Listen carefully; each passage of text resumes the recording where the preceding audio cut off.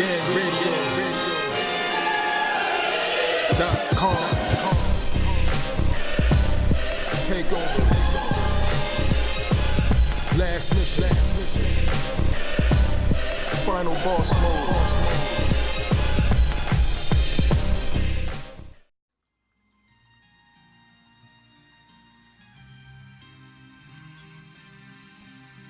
Yeah, what's good, yo? Welcome to another episode of Real Talk, where as always, the shit's real, we talk about it.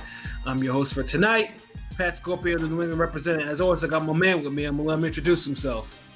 Yo, what it do? Go artist, Shuttleworth the guy, Lauderdale boss, LB. Soul Wars in the building, ringgangradio.com. Yeah. Yes, sir. Ringing in the house, always, and I also got my other man with me. I'm gonna let him introduce himself. What up? You already know who this is. Your boy King P, Bodega Boxer in the building. I'm ready. Let's get it. I won't come in as lethargic as Tevin Farmer, but whatever. It is hey, King P, Bodega P, straight from the sewer, as always. Yes, sir. So, yeah, man. So, P is, King P is going to be on the hot seat for tonight. He has to drop his, the reason why is that he had some thoughts on the whole Miami card, specifically Tevin Farmer versus JoJo Diaz, and he thought Tevin Farmer would win. So we're gonna let him explain himself right now. So hot seat. So P, explain yourself. Man, fuck that lazy-eyed nigga. God damn. Nah, but I don't know what the hell happened. He came in looking lethargic as that. Like, lethargic isn't even the word. Like, he did nothing. Usually, I thought his defense would be a lot, but that was really the main reason I was picking him over Diaz, because I felt like his defense was going to be. I didn't think Diaz would really pose any threat to even really touch him a lot of times, and he was hitting him at will. Like, I don't know where that defense was, but it definitely wasn't there. It wasn't there. And then that motherfucker was just giving him a blank-eyed stare. Like, when the bell rang, he was just standing there. He was looking up at the clock. Like, I don't know what the hell happened. Like, it wasn't nothing to say. Like, I knew he was done. Like, I thought he had some rounds, but it was easily a JoJo Diaz win. I felt like how many rounds you thought Farmer won? Well, I don't remember off the top of my head, but I can tell you he didn't win. That 115, 113 card was way closer than it actually was. It wasn't. Oh, okay. Agreed. I think I gave him three rounds, maybe four if I want to be nice, but I think 3 rounds is what I gave him. Yeah, see, that's how I had it. Like, I can see 117, 111, and 116, 112 if you're like, his biggest fan type shit, but that's it. Like, yeah, that 115, when I heard that, I'm like, what the fuck? Like, but they give him the benefit of the doubt on every exchange. Yeah, that was some liberal ass scoring right there. And it wasn't even like he didn't have. It's one thing because I can understand, because a lot of times they'll give it to him because he's so defensively sound, but he wasn't even defensively sound, and we know he's never offensively sound. His output is always See, but that's the thing. Is like now, like and now you're seeing what I've always seen. I see what you're saying, but I was always giving you the other side. Yes, he wasn't good in this area, but I felt like he was good enough in the other area to make up for it. But when he didn't have the defense against when he didn't have the when he didn't have the defense, but it's like he's had punching out like offensive outputs that are either at least like decent enough to scrape by. He didn't even have that. And then manage the fact that his defense wasn't there. He had nothing to offer. That's the thing. Is like y'all keep saying like his defense was there. It's like JoJo just kept at it with him. Like, Farmer still made JoJo miss punches. Like, his defense was there. It's just, the thing is, defense win eliminators, offense win championships. I I didn't feel it was there because he was making a miss. He's gonna make a miss, but he was getting hit way more often than he usually you know does. why you're not giving him? Because he was getting fucking hit, and he was still fucking defending. Like, dude was literally bobbing and weaving, trying to damn dodge every single punch, and it's like JoJo would just throw 3 and 4 punch combinations, 2 of them would catch him. Plus, he kept fucking right hand. Yeah, JoJo did a good job, I felt, of cutting off the ring and pushing him back a lot. Because usually, at least, even if the Farmer has his defense and you're hitting him, he's not completely going back. He's still standing his ground. But he wasn't standing his ground at all. I mean, he did stand his ground whenever he did. He would either try to fucking get outlanded or he would just fucking It didn't work. I don't think he. Yeah, and he did a terrible job of trying to do that. When he traded with him, JoJo got the better of him every time, beat him to the punch. Like, so it just was a terrible, terrible performance.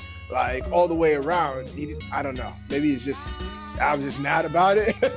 That's what happens when you finally in a real fight and somebody with your talent and skill level is coming at you. Like, it's different to fucking pick and choose when the counter, when all the shots are predictable and you don't really feel a threat from this guy.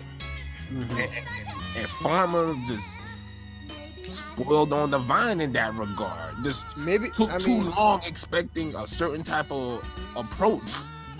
Maybe and maybe more of that to me is, and I'll eat my crow here. Maybe it was to me maybe it was more of I get what you're saying, but I didn't see that in JoJo. I didn't think JoJo would be that guy. I underestimated him. I didn't think he would be that. That's what it is. Because I've been telling y'all niggas about JoJo. Like, I've been telling y'all, like, and the thing is, it's like Farmer.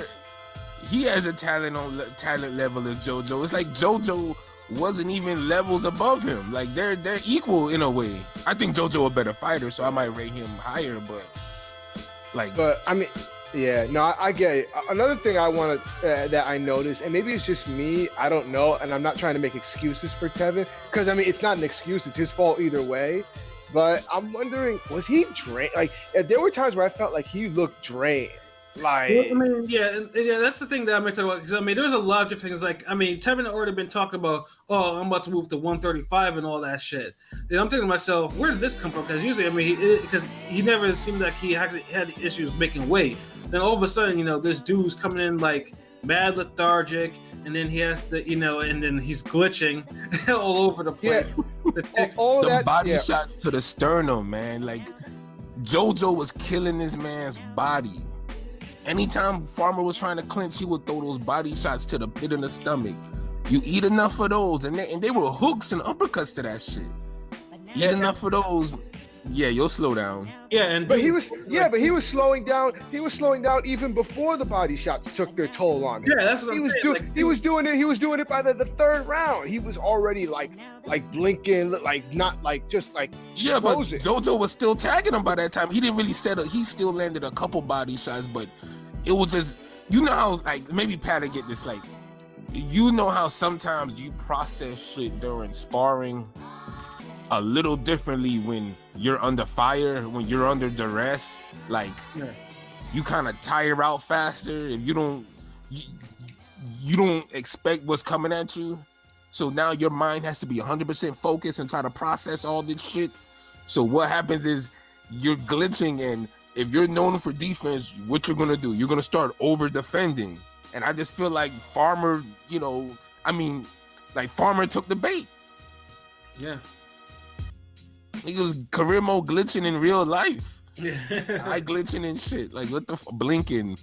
Like, I only see that when a nigga get hit in the eye. Like, yeah, no, and with me, like, I mean, I've seen that before, but I haven't seen it in the boxing ring. I've seen it because in college, one of my college roommates had ADHD. When he wasn't taking his meds, he ticked like that. He like how Tevin was, how it was operating. That's how my roommate used to operate. So I'm thinking to myself, This nigga didn't take like his medication before he fought?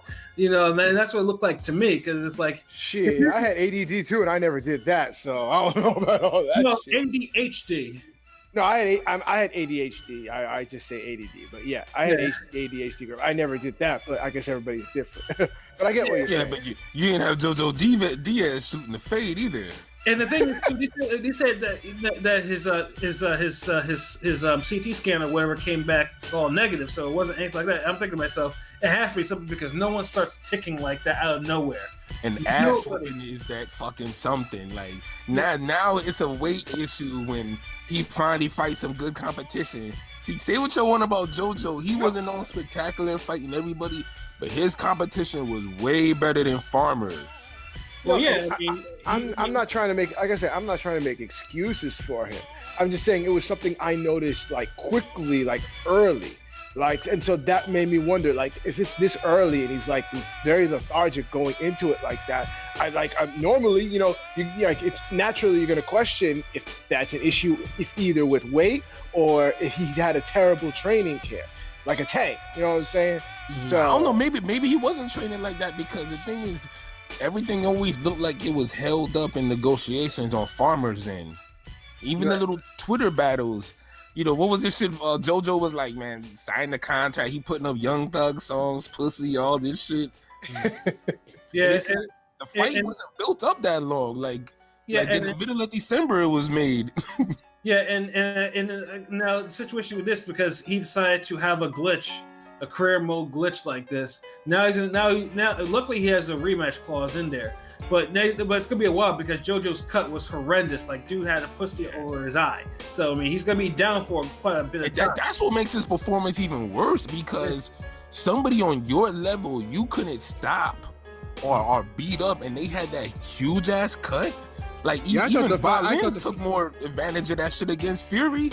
Yeah, I thought the fight was gonna get stopped when the cut first happened. And it should have been stopped too. Like, honestly, I was waiting for like Farmer to make it bleed some more. Nah, it shouldn't have been stopped immediately. I think not immediately, but it looked like if you watch enough boxing, we all felt like it was gonna eventually get stopped. Like, yes. I mean, JoJo was cut down to the white meat. I mean, it was that cut.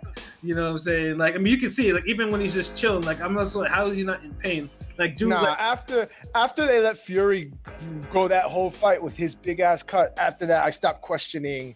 I stopped like saying, "Oh, this is gonna get stopped," because now it's gonna like, okay, well, they let one person go. Now, like, you can't get any worse than that. Well, it doesn't seem like we've seen a good fight stopped on a cut in a while. Like, fucking, what's his Badu Jack's cut? He went the whole fight with his cut. Yeah, it's like, cuts don't get stopped no more. Like, I mean, well, it depends. Like that women's fight that was on Canelo's failed card. You know, that got stopped because Shorty's brain was damn near showing, and she was that's right. Yeah, but that was like a 3-minute round. That was a good fucking fight. Yeah, it was. Yeah, but it had to, because Shorty was starting to talk, wasn't talking right. You know, that was starting to affect her what she was talking about. So they was like, nah, we gotta stop this shit. They gotta run that back. That was a good ass fight. Tevin is basically now lost his biggest bargaining chip. I mean, the Tank fight is all but finished for the time being. You know, Tank was talking this shit. I mean, Tevin knows that. I mean, I don't know if he signed any contract with DAZN.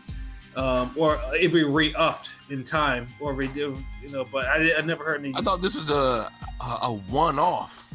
Yeah, he already re-upped. Contract was up, and this was like a one-off for him. Yeah, because he had finished his original one, because he faced his double mandatories. I don't even know who even does that, but you know, that's easy money, man. You getting $500K to fight the level of opposition he was fighting, you knock it out too. Yeah. You know, and it's a shame though. I mean, Farmer, like, he did it himself on this. I mean, that's why it's no shame. Get the fuck out of here. Like, the man turned down $2 million. He's on record saying $2 million ain't no fucking money. Yeah, I mean that's that's the Winky Wright School of Business. And nah. Fuck out of here. I'm not gonna let you besmirch the good name of Winky Wright. I'm tired of him being used as the Winky Wright School of Business. I mean, we gotta name that shit. The man turned down a Jermaine Taylor rematch for $4 million in a fight that he complained and said that he thought he won.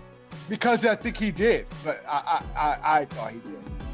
Nah, I thought he lost, but he got a draw. But in the end of the day, the thing is, he fucking. If the fight was that easy and you're gonna get $4 million for the rematch, why not do it? Why bitch and moan about you should have won when it was a draw and the fight was close anyway? Like, and he the one who really looked like he got beat up. Like, So why not have a rematch? In this fight, everybody wanted too. Remember that there was no other bigger fight at middleweight. I remember it was the fight to make at middleweight. What'd he do? Nah. You know what? I'll fight the same guy. No, I'll fight the guy whose style I jacked from in the mid '90s and show that I'm a better guy. So he fights Ike Corte. Yeah, which he won. I mean, he did win that fight, and then he fought B-Hop, and B-Hop roughed him up so bad it wasn't even funny. Yeah, it was a fight that nobody wanted to see, a B-Hop fight. Nobody cared about a Corte fight. Jermaine Taylor, he fought Kasim Umar and Corey Spinks, and people thought he lost to Corey Spinks. And some people. Then, yeah, and then of course he would lose to Kelly Pavlik, and that's downhill from there. Yeah. So it's like both of their paths just kind of just crumbled after that fight that we were supposed to get. So yeah, if anybody wants to say, it's the Winky Wright School of Boxing, then bruh, like, I don't know what's a better throwaway than turning down a fight for $4 million that you think you could win anyway. I just don't, and that's the most you've been paid before. Like, yeah. See, Farmer, we talking about $2 million, nigga. Yeah. This was $4 million back then. Yeah, and he's getting $2 million. This is a different era. He could have gotten $2 million or whatever. Like, and it was like, and it was a fight. I mean, it had attention. People were aware of it. Like, it was something that the division needed, and it was just like, and it just never came to pass. And Farmer just collected did his 4 fights on there, bodied one cat on there, and then just went about his business for these one-off deals. And now he's in a situation where, I mean, I'm pretty sure PBC is not going to give him no real money. Nah, we'll give him $1 million now. Yeah, if even $1 million. Yeah, even if $1 million, because it's like, well, you had all these defenses for $500K. Like, I wonder how much the JoJo Diaz fight was. That's why you don't say shit like that. Saying $2 million and you haven't made $2 million yet, and you say there's no money. Yeah. Like, I don't get what was and now everybody's gonna fucking replay that moment. Like, yeah, $2 million ain't no money. Like, yeah, it's funny too. Like, well, my man Big Faces Worldwide. He even made the dude like his personal donkey of the day because he lost the clown of the town. Yeah, clown of the town. Yeah. Shout out to Big Faces. Yeah. Yeah, that shit is funny as hell when he picks them people, when he picks whoever for that. But honestly, I can't fault the man on this one. Like, Farmer fumbled the bag. Cause look, you lose your belt in some little janky ass event in front of 1,000 people, where 30% of them was there for a YouTube fight, when you could have fought Tank on damn Showtime main event or a PBC Fox show main event. Made $2 million and had the whole world let you see you display your skills. Mm-hmm. This way, you kind of lost it on some Super Bowl stacked card. You lost in the shuffle because you weren't the only upset and you weren't the only decent fight on that card. So, right. And in a Super Bowl weekend, like no one's gonna remember. People just gonna remember you lost and JoJo Diaz cut. Right. Exactly. So your name is stomped on now. Yeah, so now basically, like I said, he's going to have to wait probably at least 6 months before he can actually get back in the ring, minimum to get back in the ring with JoJo. with that. He may even fight someone else and see what's good. Yeah, he's gonna have to. And God forbid if he has a bad performance in the interim in that fight. Then then that's like the bag goes. The bag is further away. At least he stacked up some of them other paydays. I mean, what you got to do. Yeah, at least it's not. He did what he had to do. From what I understand, he's done a lot with real estate and everything like that. So dude has been good with his money, but it's, he's gonna have to really make some moves now. His next couple of fights are going to determine whether or not he'll get a bag or whatever for whether a Tank fight will resurface or another fight that was being talked about, fight with Gary Russell. Gary Russell was talking about moving up and actually facing. That was actually another conversation that was being held. So, and that, right now, that kills the Gary Russell fight for the time being as well. Unless Gary Russell gets upset his damn self. Yes, and that'll be a perfect segue into our next topic. The preview this coming weekend. Gary Russell, the hand speed god. Will be Turbo Fist. Like I said, if you have fast hands, you can understand Gary Russell. If you don't, well, sucks for you. Making his obsession with them quick hands, King P's obsession with fucking defense and back foot boxing. My goodness. Y'all niggas something else. God damn it, of course you would. Speed kills. PJ got an obsession with body shots. Yeah, speed kills. You gotta be able to hit niggas with combinations they don't see. And then coming from someone like me, it's dangerous. So yes, you have to. Nah, nigga, I'll fold your big ass up too. Fuck all that. might have to peel myself off a wall a couple times, but Oh man, but yes, Gary Russell, we're defending it for, I think it's the 4th or the 5th time. Is it that many times? Fucking groundhog. Yeah, let me count this.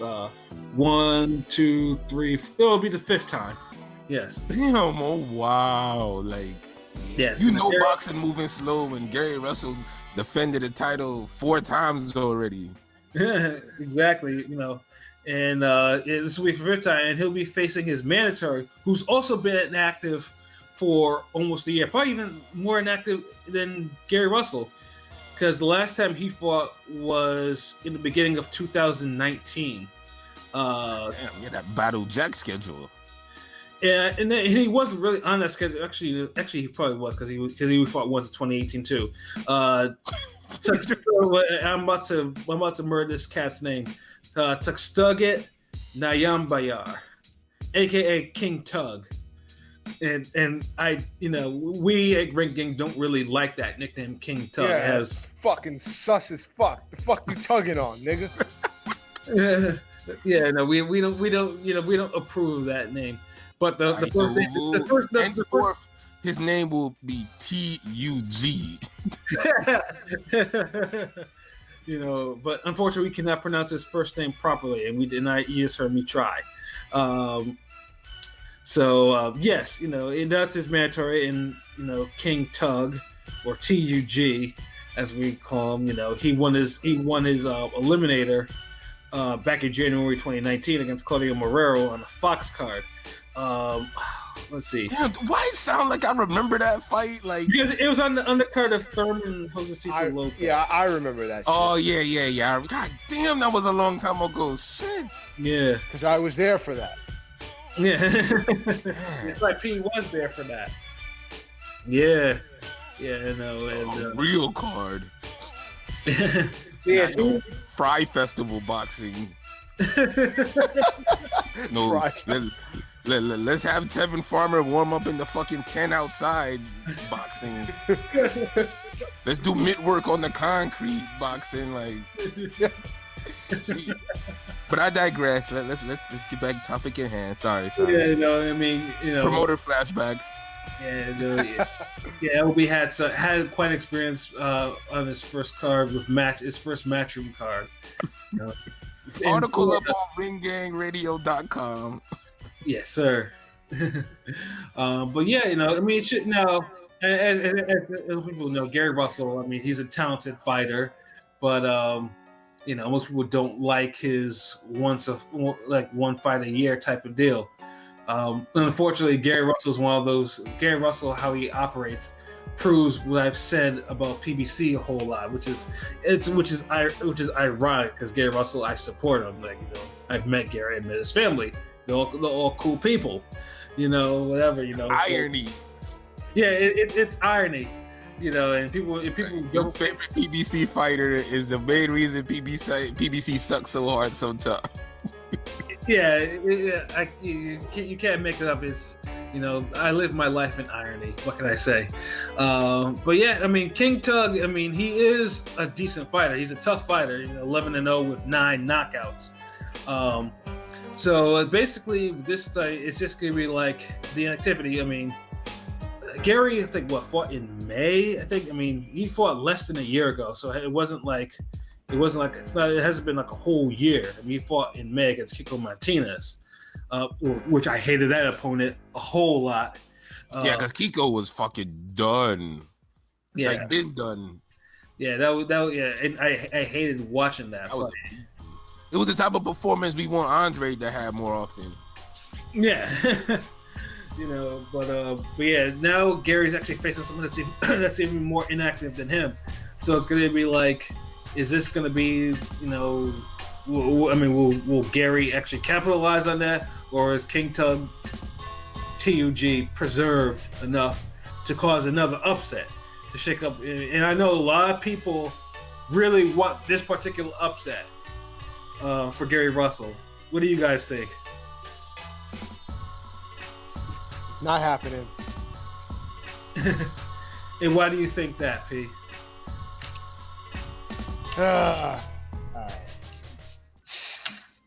Sheesh. I honestly have no words for this fucking fight. The battle of the battle of the once a year ass niggas. Like the fuck. The once a year GameStop belt championship. Yeah, if you're gonna defend your GameStop belt, you might as well at least fucking defend it multiple times. God damn it. Like, Farmer. I mean, yeah, like we complain about one thing and then we. I mean, my thing about this, TUG. I mean, it's just based off the Morrell fight. Dude got hit a lot in that fight against Morrell, but I mean, Morrell is a hard puncher and all, but he got hit a lot in that fight. And so I'm thinking to myself, if he's getting hit like this against someone who's not on that type of level, then what will Gary do to him? And that's where I think that, although I'm not stupid enough to think that TUG can't put no pressure on him, because as we've seen with the JoJo Diaz fight, Gary, takes him a little while. If you put pressure on him, it takes him a little bit to make an adjustment. Yeah, but pressure.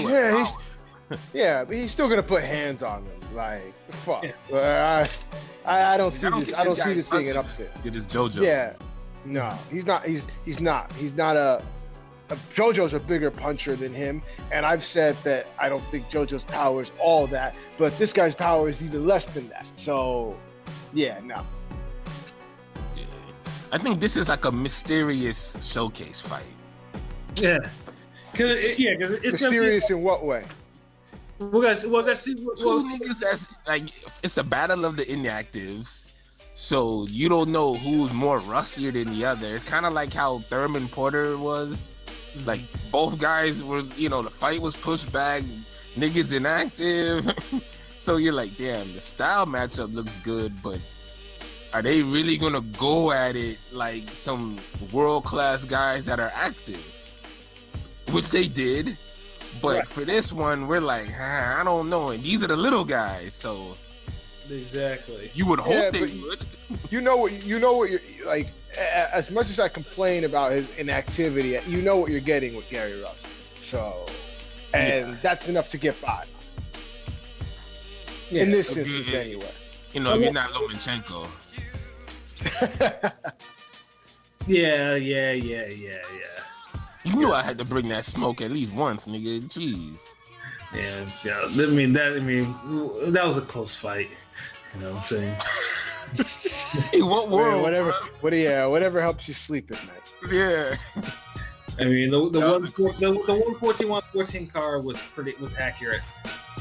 What 114 113 card? The 114 card was accurate in that fight. Accurate how? Get the fuck out of here. Get all the way the fuck out of here. Yeah, there was a blow knockdown in that fight too. Oh my god! I can't believe I'm hearing this shit. No. What imitation great value drink are you sipping on? With a Molly in that shit as well. Man, in the 9th round, everyone saw that Gary dropped Lomachenko. He should have had the first knockdown on him in his career. Literally nobody saw that. Like, I saw that. You, except for you, and that's the problem. Put a Molly in his protein drink, like, you gonna check your powder, bro. Like, the fuck. Yeah, either way, it was a close fight. That 114 score was accurate in that fight, though. Just, Gary. Fight wasn't as close as the Salido fight in Lomachenko. No. At least that was competitive. That one was that was a masterclass. Gary just had an off night. Oh my god! Enough with these fucking. Oh my god! We're just going crazy. This man, he gonna stay in character. Oh, Rick Ross ass nigga. But yeah. But most people think yes, Gary Russell should win, and like I said, I know most people. And the funny thing is too, for someone who's a PBC fighter, a lot of PBC fans don't like Gary Russell, which is I also find ironic too. Because he fights one time a year, and we already deal with that with other one time a year ass PBC niggas. Cough, cough, Thurman. But at least when Thurman fights once a year, he makes it actually fucking count. God damn it. True, and didn't Thurman did fight twice a year last year. Which he did, yeah. Yeah, get him. Yeah, we don't know when he'll be back because right now he looks like he's been eating candy. June. So. He said June. He said he'll be back June. No earlier than June, which probably means September. And Keith Thurman. Yeah, September and Thurman time. That's what we some Thurman fans for real. Niggas literally said it at the same time. Oh shit! Like, you see how boxing gave us Stockholm syndrome. Yeah, no, but of course, everyone would love it though if Gary Russell got upset and lose his belt, because most people think that he's holding up that version of the featherweight title, like the other belts aren't like moving. Wrong fight for the upset. Like, it was better off picking JoJo Diaz for the upset, like I was. Well, at least, but the only good thing about JoJo winning the fight is that it puts another name on champions that Gary Russell has defeated. Yeah, it helped Gary Russell name out. It did. The funny thing is too is like, even as inactive as he is, Gary Russell has defeated more champions than Deontay Wilder, which is actually pretty funny to me. Wow. Because even when you think about it. Yeah, I'm gonna have to Google that shit just to make sure that I'm gonna have to look into that more just to make sure that's true. No, it's very accurate. It's accurate. Johnny Gonzalez, Mauricio Pastrana, Kiko Martinez, and now JoJo Diaz. Yeah, that's 4 right there. Yeah. Deontay has, he has who he has. Bars. Yeah, it's like someone just shot the chopper off. Like, that was like a once a year New Year's Eve pistol into the sky shot right there. In honor of Gary Russell's fight. And the cap gun on them Harlem Nights and they shooting up the house. Everybody else at PBC is like, here comes Gary Russell Jr. For the whole year, it's like that. Then Gary Russell come back out next year. We might see another Gary Russell opponent, become champion. Who knows? And then you'll be like, something's wrong. Wilder needs to get on his grind and knock out another champion. You can't let an inactive cat like that. And the funny thing is too is Wilder and Gary Russell both won their belts in 2015. They are the two longest reigning American champions right now. Sheesh.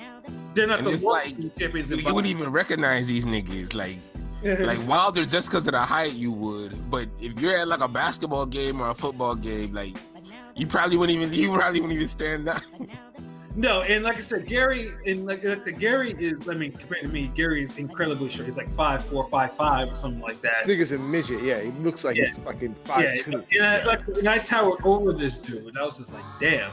Damn, anytime when someone's short, this nigga gotta jump in and say, I tower over him. God damn, okay, we know, bitch. Yeah, you tower over everybody. Everybody, like, come on. I felt the need to say it, nigga, but you always feel the need to say it. God damn. You know what? I'll say. You know what? Fuck it. Like, I'm gonna just put this out there. You're the reason why, and it's not your fault because I look at you differently because I know you know combat sports and fighting and weight training and everything. You've been around boxers, world class. You know the deal. But you're the reason why there's guys like on the internet, message boards, golly, where motherfuckers, they see these boxers and they be like, man, I could body that little nigga. Like, I'll throw him over 5 cars. Like, I'll throw him down a flight of stairs. Man, fuck his jab. I'll eat his jab and I'll just grab him. His check hook, nigga. I'll check book. Like, he'll need to cash his ass whooping, man. Like, niggas just talking cash shit because they think because of the size that they could just do what they want with niggas. And you is different because if somebody who boxes or train, sparred rounds, all that shit, you're conditioned a little differently to look at other fighters. You know there's levels, but you might approach it on some, well, shit, I know he quicker, but if something happened and I had to fight this nigga, I might da-da-da-da-da. The average person don't even look at it like that, and they think they could just dish rag these dudes because they small. So yeah, that shit is funny. I know, but no, I know if I brought it to Gary on some stupid shit, Gary will tenderize my ribs and my kidneys. That's nobody's business. That's what they do. See, the thing is, at least you know to expect that. But and bottom line is, if it was a life or death fight where both of you niggas is in a room locked, and it's like, alright, the key is in the other person's pocket, and you can't get it unless one of y'all dead. You know you just ain't gonna let him just tenderize it. You gonna use your damn Samson strength, juggernaut ability. You gonna, if he fucking leaves that room, you know one of his arms are broken or his shoulder dislocated from being slammed into a wall. Like, you know you stand a better chance than the average person who has no training, no nothing. Mm-hmm. But even then, you still got the humility to say, like, hell yeah, he got a great chance against me. Like 90% chance he'll beat my ass. Like, pretty much, yeah. Like, I'm not stupid. I've seen what happens. I've seen what happens to, like, with bigger niggas like myself, thinking they can take on a skilled, smaller fighter. Like, and these are bigger skilled people who know what they doing. So I'm just like wow, because when I seen it like at the Miami Fight Night, like Devin Haney was coming in. He was walking in, like his bodyguard was there first. His bodyguard's a big dude, but like, the security he had with him was like big, but not big like a muscular big like a tough big. Mm-hmm. Yeah, no, I know what you're talking about because when I went, his people is part of his team because his team was there. Like when I went, when he came to MSG to fight, and I went to the weigh-in. He's got big people with him. Not Floyd Mayweather security big, but this guy looked like he was maybe Pat's maybe 6'4" or maybe 6'2". Like he was definitely taller than me. Like, but like, that's what I'm saying. That they're big, but they're not like Floyd Mayweather fucking. Yeah, they're not jacked or nothing like that. Like this so.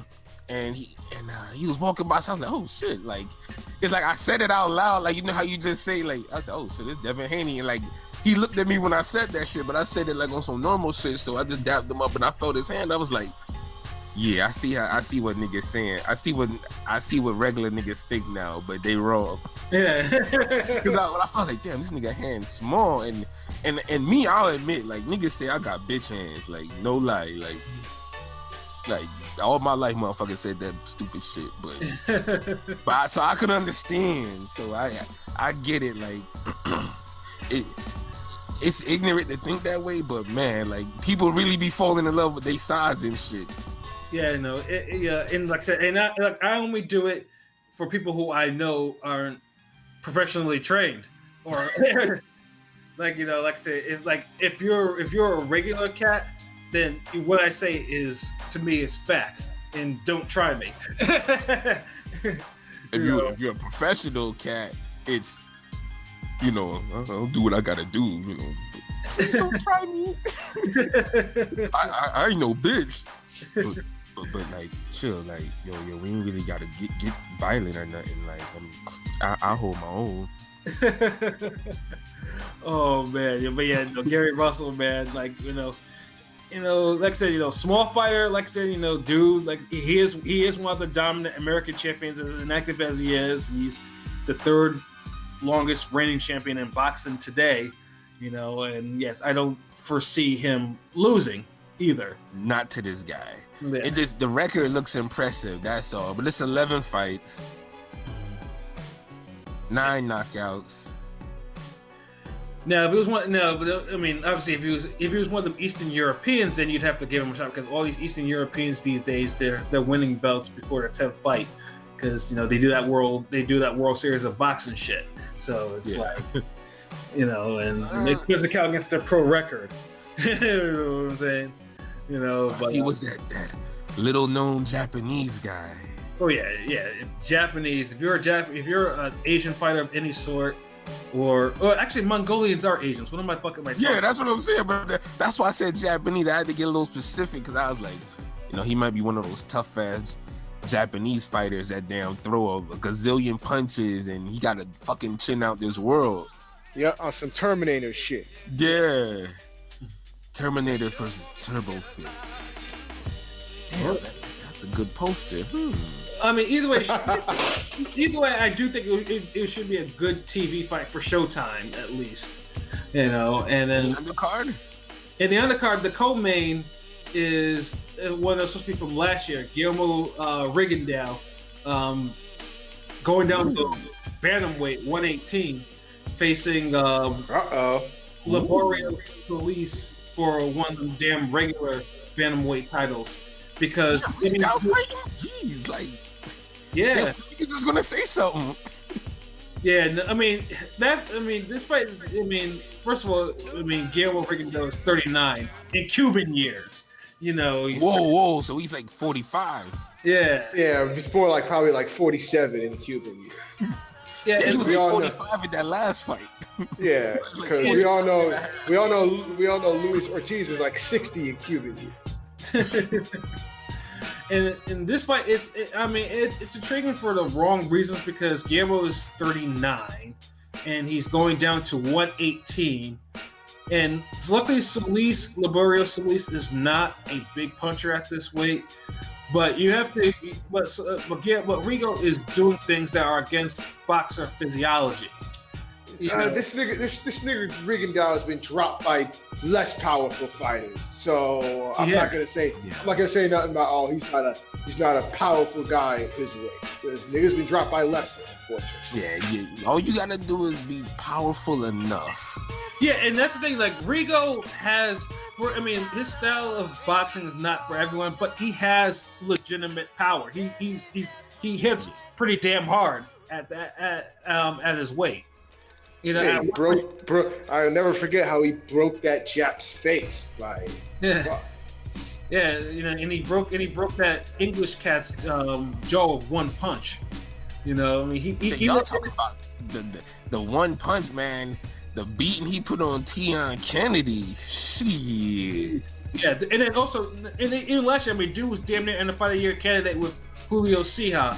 That was a good fight. Bullshit stoppage. Yeah, it was a bullshit stoppage. But in that fight, Rigo got hands put on him in a way that you haven't seen in a while.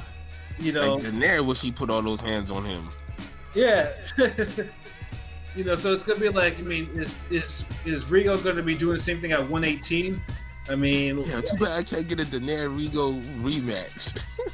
Technically, it can be feasible because I mean, Daenerys is also back at 118, and of course, Monster is at 118. I mean, Monster right now is on his way to trying to rule the division. You know, he has the unification fight coming up. He got to break the Fight of the Year curse. Yeah. Do I want to wish for future Monster versus Rico fight? You don't want your man's destroyed, son. Don't wish for things like that. Yeah, I mean, honestly, I think it's part of the reason why Rigo went down in weight because I mean, 122, like, Grant, 122 has people, but you know, politically for him, it's kind of hard. I mean, even though he's still lineal 122 champion there, like, no one has been able to not beat him. Hold on. Isn't Monster with top rank? Yeah. Yeah, forget about that shit. So, yeah, never mind. What am I thinking? That's not happening then. The fight just got to be big enough. Like, I don't think Rigondeaux name is popping enough for them to really make that fight like that. Nigga, Right. His name has never been popping. Like, yeah, but I'm talking about like the momentum. Like he don't have no buzz or nothing, man. Like, shit, I just found out he's fighting today, like right now. Yeah. Like on air, like. I literally just said, "Damn, why y'all niggas ain't say nothing?" Like, Well, I mean, either way, it should be an intriguing TV card to see what he does. I mean, this is his 118 doubleheader. It's a triple header, and then Jason Velez, he's fighting. Is in the opener. Who he fighting? Who's this nigga fighting again? Jaime Orboleda. There we go. 15-1, 13 KOs. Puncher. Yeah, a puncher. Yeah. So yeah, Interesting fight maybe. So Showtime actually has a pretty decent ass card. Damn. Okay. You know what? This sounds like they try to make up for that damn what's that shit? The Swifts of a Feather struggle together. oh, God. Yeah. Shout outs to Pat for the name. Yeah. And now this card. I mean, on paper, at least on paper, it's intriguing. Like, you know, you might. Yeah, I'm rocking with this card a lot more than that other shit. Yeah, especially because the PBC cards that are coming up are not necessarily that great. You know, that's an understatement. Yeah, that Adam Konecki card is just absolutely appalling to me. Hold on, what card?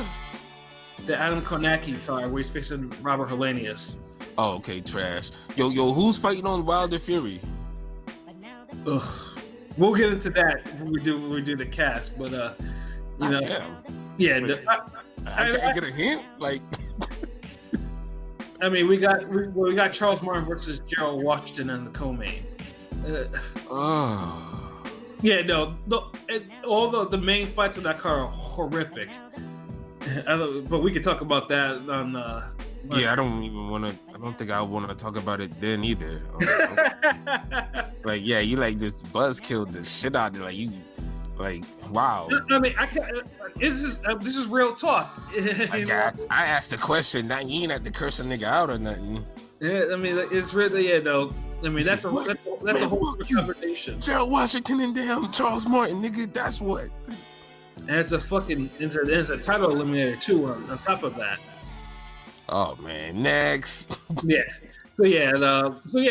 So predictions. Well, I forgot that. Predictions for the Gary Russell, like Gary will win, and I don't do this tough, so I think Gary might pound out a decision over him. Gary Russell KO 8. P. Gary Russell knockout within 10. No, I mean, no. The people who aren't the stands are predicting knockout. Me, I'm saying it's a decision. Interesting. Yeah, we haven't seen a real Gary Russell KO in a while, so we're overdue for one. Yeah, I think the last one was the one I was actually in the house for in Connecticut. You know, Damn. yeah, that dude was moving like lightning in that shit. Yeah, I think this guy's gonna give Gary Russell a good little tussle, but damn, that rhymed. But Sure. but I think Gary Russell's gonna open up eventually and just get him out of there. So we'll see. We'll see. But yeah, I mean, but it looks like PBC does, has a good offering for Showtime, and it'll give me a reason to keep it Showtime, without, not thinking about canceling it again. You know what I mean? So kudos to the matchmaking on this one.